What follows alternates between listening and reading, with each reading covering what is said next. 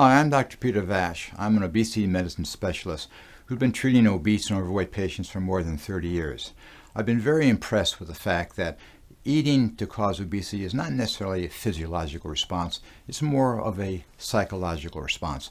Many times I've come to understand that people eat to solve problems, emotional problems. I once made a statement that more overweight people eat because of an empty heart than because of an empty stomach. Food is used as a way of coping with the losses and stresses and anxieties we have.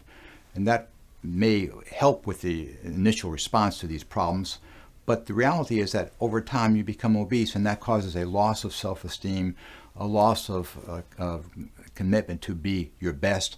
In reality, it helps to diminish your quality of life, causes increased medical expenses, and leaves you feeling deprived for a fuller and happier life.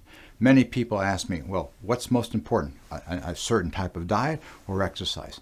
There is no one specific diet. All diets work when you use them. All diets fail when you don't use them.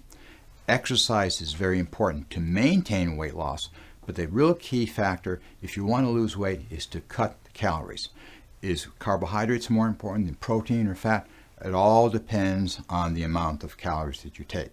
For instance, if you have on January 1st, your diet has 100 calories more every day, 100 extra calories.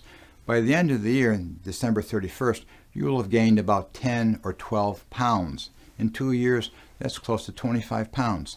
So when people say, I don't eat a lot, that's absolutely true. You don't eat a lot. But an extra 100 calories throughout the entire year is how people accumulate a lot of fat. Now, being overweight is one thing. That's socially cosmetic. If you don't like how you look, great. Being obese is very different. Obesity is a medical disease which is linked strongly to hypertension, diabetes, heart disease, osteoarthritis, and even today is highly linked with COVID-19 disease.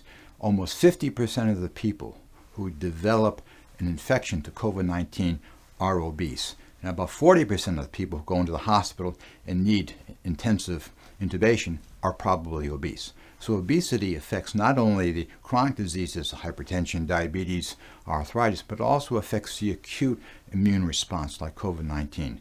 So I encourage you to take a stand, dig deep into what you want, and really try to apply yourself to eat less food, exercise more, and be healthy. Thank you.